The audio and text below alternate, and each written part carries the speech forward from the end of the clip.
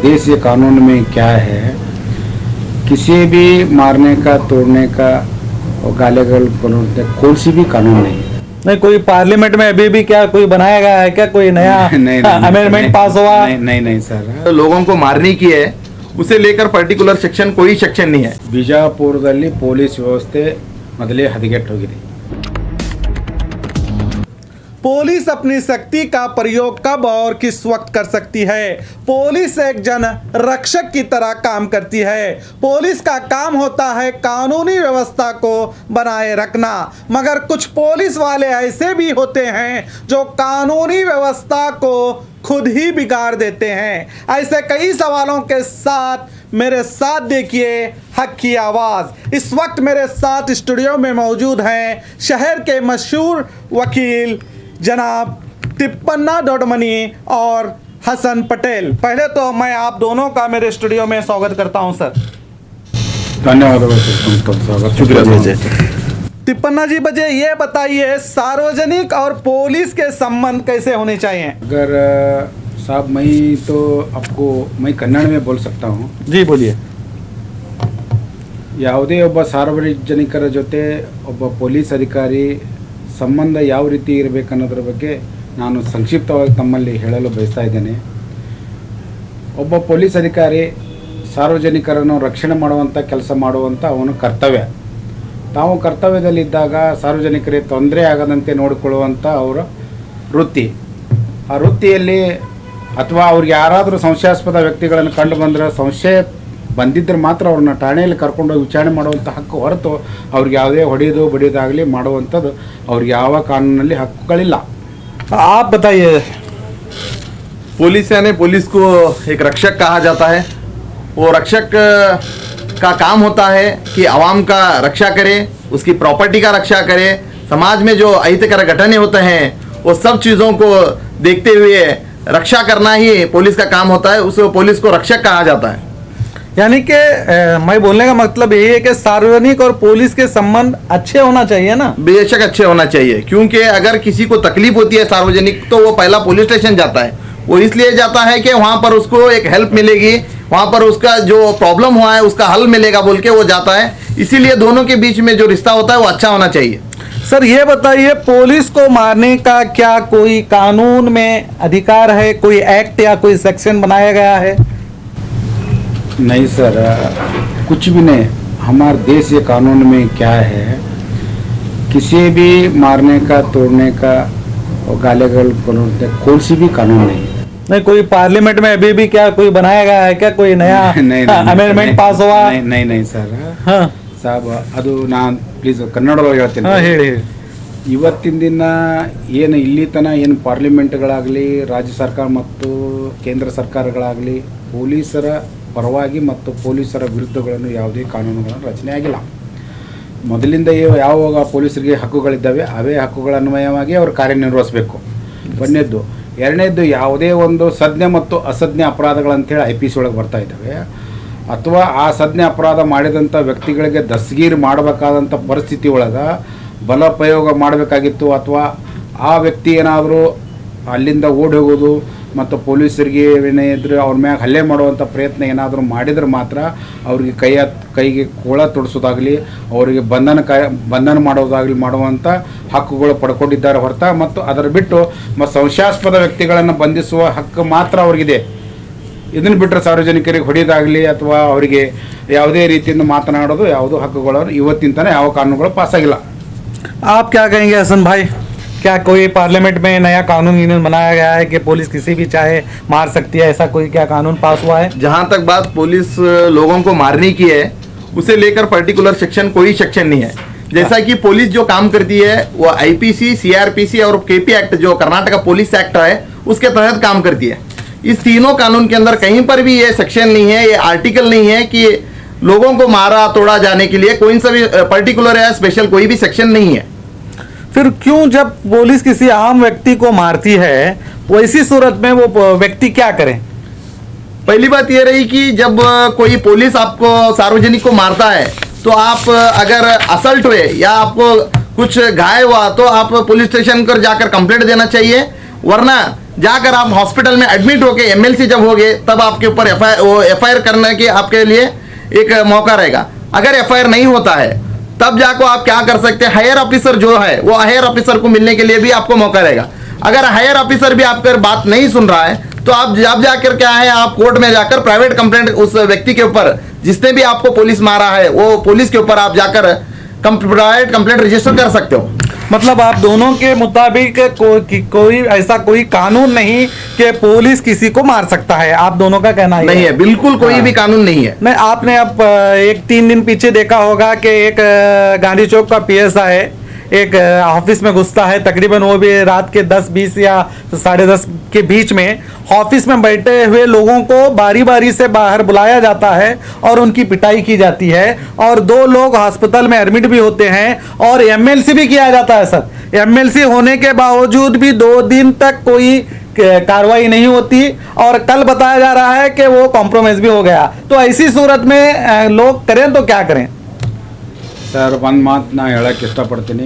ಬಿಜಾಪುರದಲ್ಲಿ ಪೊಲೀಸ್ ವ್ಯವಸ್ಥೆ ಮೊದಲೇ ಹದಗೆಟ್ಟು ಹೋಗಿದೆ, ಒಂದನೇದ್ದು.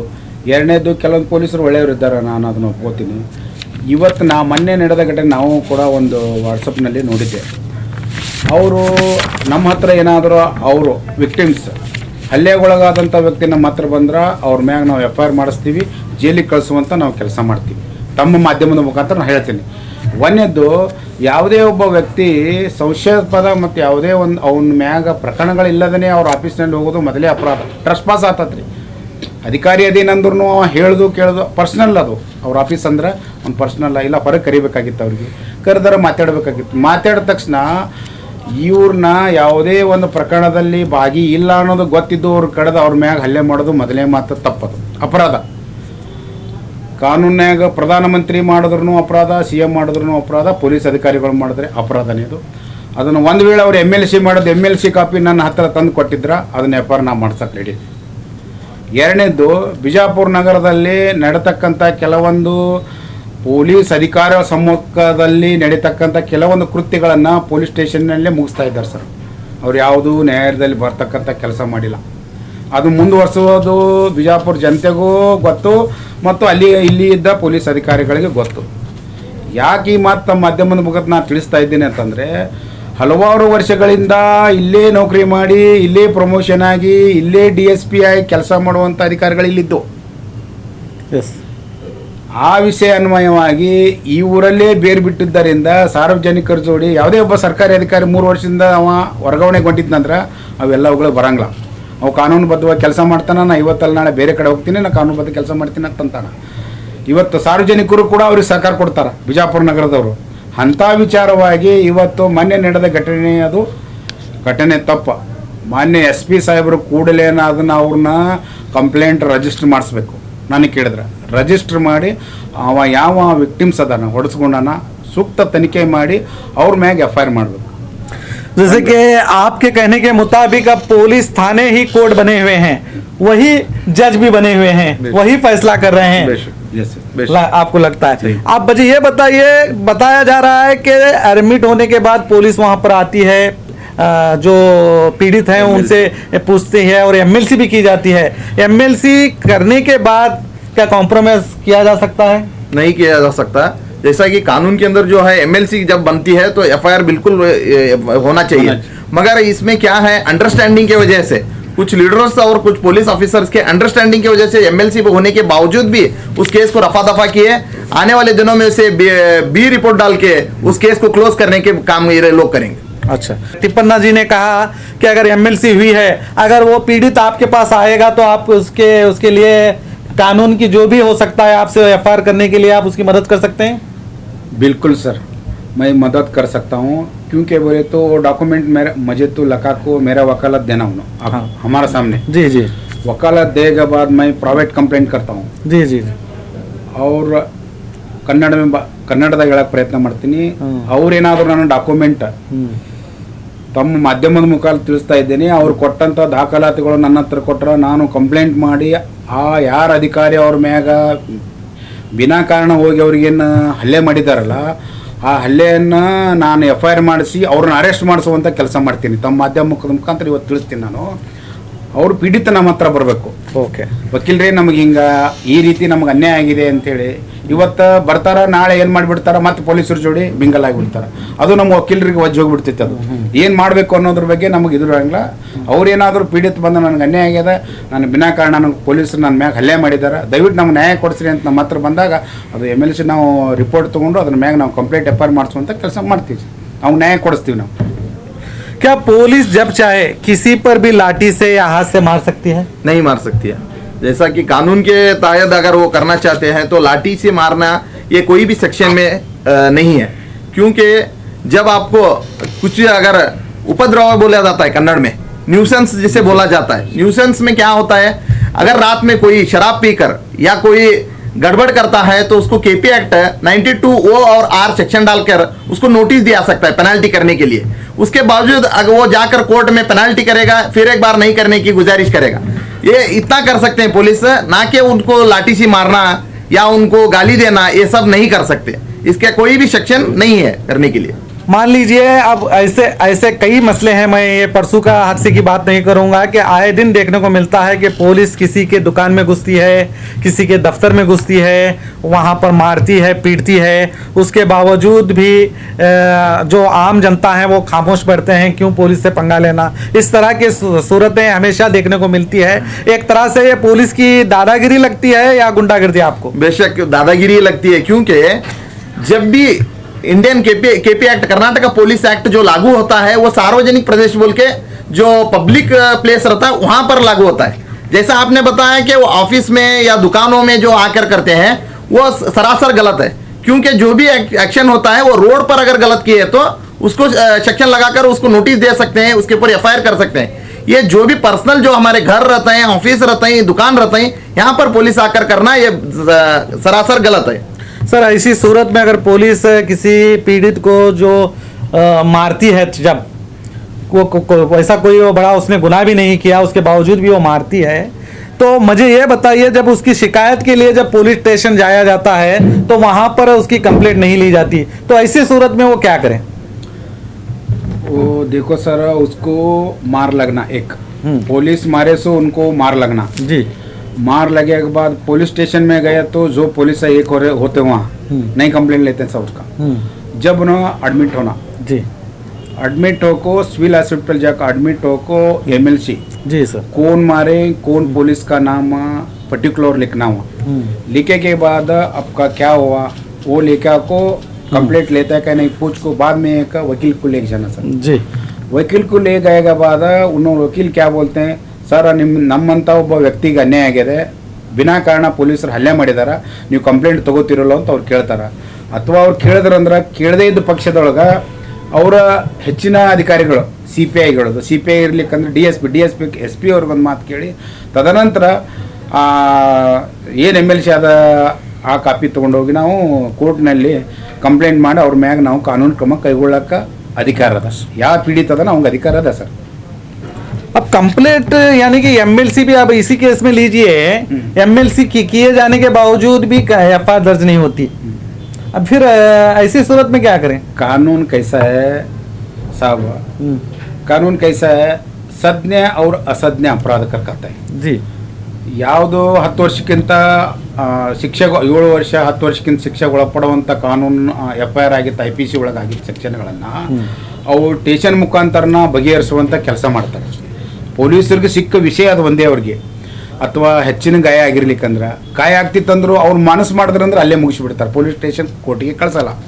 ಅವ್ರು ಏನು ಮಾಡ್ತಾರೆ, ಇಲ್ಲ ಸಣ್ಣ ಗಾಯ ಆಗಿತ್ತು ಅವ್ರವ್ರು ಕಾಂಪ್ರಮೈಸ್ ಆಗ್ತೀನಿ ಅಂದರು, ನಮ್ದೇನಿಲ್ಲ ನಾವು ರಿಪೋರ್ಟ್ ಹಾಕಿವಿ ಅಂತ ಕಳಿಸುವಂಥ ಕೆಲಸ ಮಾಡ್ತಾರೆ ಅವರು.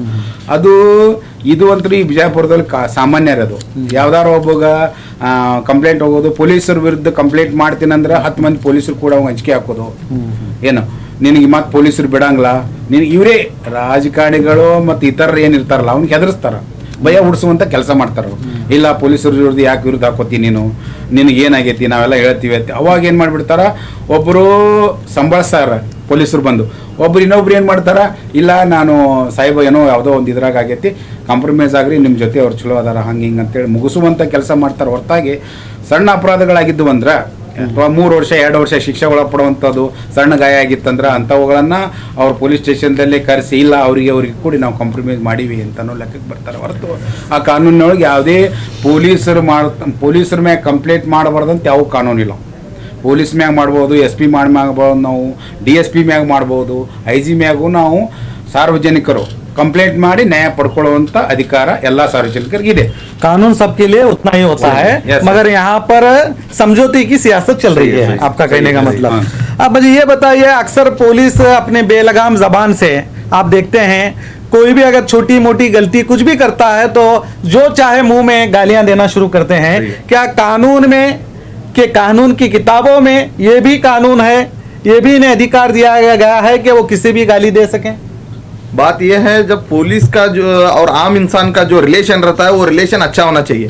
पुलिसों को देखकर लोग अपने मसले या जो भी प्रॉब्लम्स है हल करने का कोशिश करना। आज क्या हो बेटा, तो पुलिसों को देखो डरने की हालत आ बैठी। जैसा ही पुलिस देखते हैं उन्होंने जो उनके बुरे गालियां हैं, जो उनके बुरे बातें हैं, वो सुनकर आज लोग ही डर रहे हैं। एक्चुअली जब कोई दूसरा डराता है तो पुलिसों को पास जाकर उसका कंप्लेंट करना। आज पुलिस ही गालियां दिए के बाद में उसका कंप्लेंट करना नहीं हो रहा। और ये जो जहाँ तक बात गाली देने की है, ये कहाँ पर भी गाली देना या वो बुरे बात करना कहाँ पर भी नहीं है। अगर पुलिस मान लीजिए गाली देती है और आप उसके ऊपर एक्शन लेना चाहे तो क्या कैसे एक्शन ले उसके ऊपर? मानहानि बोल के जो अब जो डिफामेशन केस है, अगर पुलिस आपको गाली देती है तो आप डिफामेशन केस डाल सकते हैं उस पुलिस के ऊपर। डिफामेशन केस डाल के आपका जो भी आपकी इज्जत का जो ये हुआ रहता उसका आप परिहार ले सकते हो। मगर प्रूफ के तौर पर कोई कुछ नहीं होता है ना? नहीं, जब भी कोर्ट को आप तुम्हें प्राइवेट कंप्लेंट करते हैं, वो प्राइवेट कंप्लेंट अगर कॉग्निजेंस लेना बोले तो आपके पास कुछ ना कुछ प्रूफ होना चाहिए। तो मैं आपको यहाँ यही कहना चाहूंगा, अगर कोई पुलिस आपको गाली देती है या मारने की कोशिश करती है तो आपके पास सबसे बड़ा हथियार आपका मोबाइल फोन है।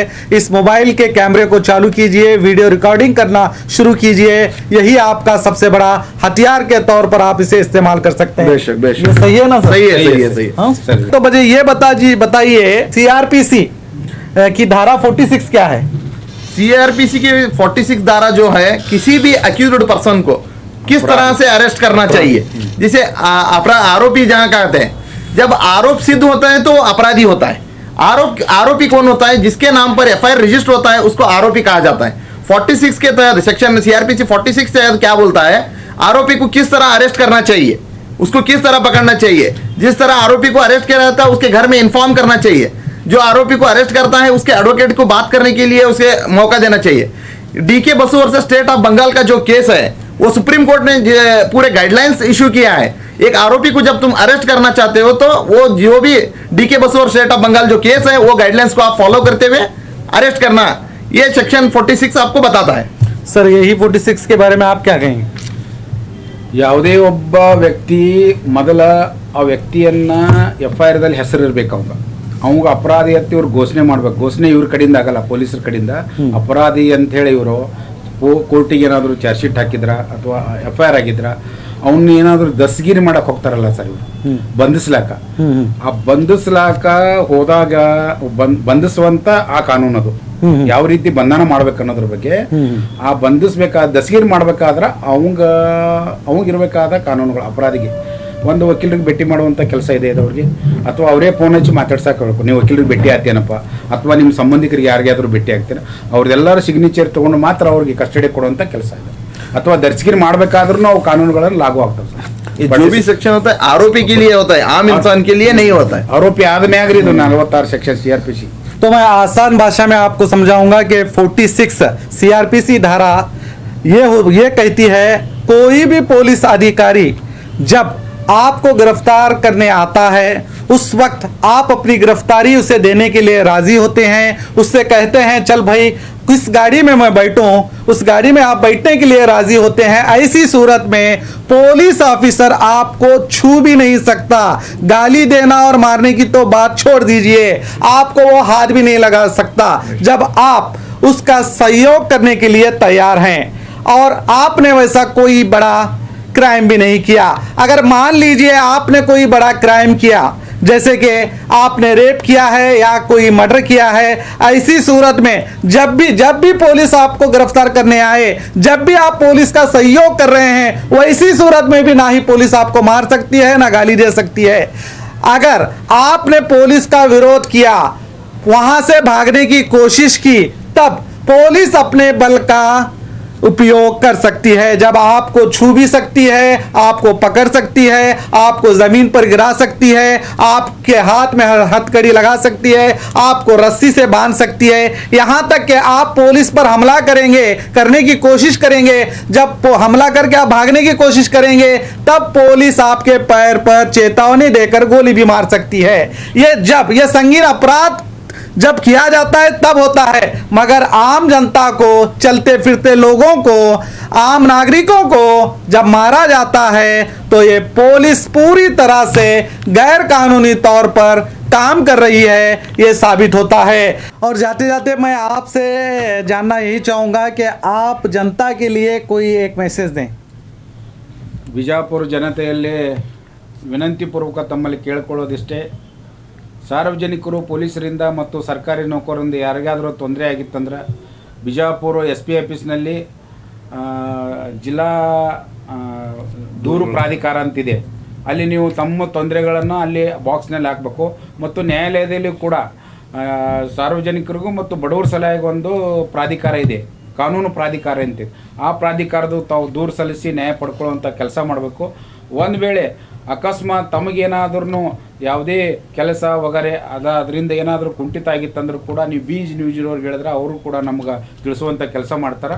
ಅದಕ್ಕೆ ತಮಗೆ ಕಾನೂನಿನಲ್ಲಿ ಮತ್ತು ಪೊಲೀಸರಿಂದ ಮತ್ತು ಸರ್ಕಾರಿ ನೌಕರರಿಂದ ಏನಾದರೂ ತಮ್ಮ ತೊಂದರೆಗಳು ಆಗಿದ್ರೆ ತಮ್ಗೆ ತಿಳಿಸ್ರಿ ಅಂತೇಳಿ ತಮ್ಮಲ್ಲಿ ವಿನಂತಿಪೂರ್ವಕ ಕೇಳ್ಕೊತಾರೆ. तो वकील साहब, आप जनता को क्या मैसेज देना चाहते हैं?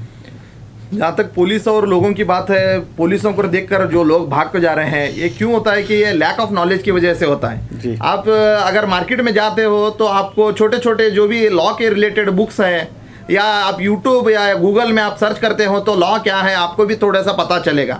अगर आपको लॉ जरा पता चलेगा तो आपको पुलिसों को देखकर डरने का या भागने का सवाल ही नहीं पैदा होता। रही बात दूसरी, हर इंसान को अपने अपने राइट्स होते हैं, जो फंडामेंटल राइट्स होते हैं, वो फंडामेंटल राइट्स को कोई भी अधिकारी या पुलिस उसको नहीं रोक सकता। इसलिए मैं आप सभी लोगों से गुजारिश करता हूं कि आप अगर इस तरह से नॉलेज हासिल करते हो तो किसी भी पुलिस ऑफिसर को या किसी भी अधिकारी से डरने का सवाल ही नहीं पैदा होगा।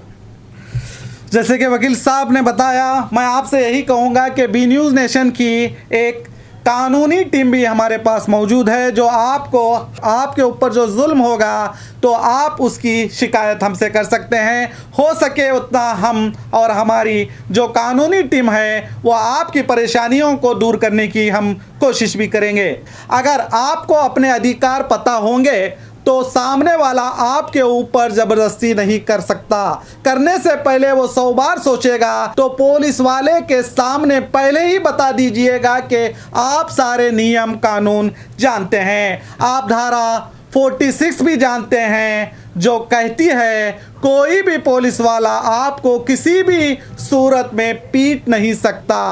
उसके साथ आप आर्टिकल 21 भी जानते हैं, जिसके तहत देश के संविधान ने आपको अपनी आज़ादी का अधिकार और अपनी गरिमा के साथ ज़िंदगी जीने का अधिकार दे रखा है। और दोस्तों याद रखो, जानकारी सबसे बड़ा हथियार है। जैसे ही सामने वाले को पता चलेगा कि आपके पास ये हथियार है तो कुछ भी करने से पहले वो बार बार सोचेगा। तो देखते रहिए हक की आवाज़।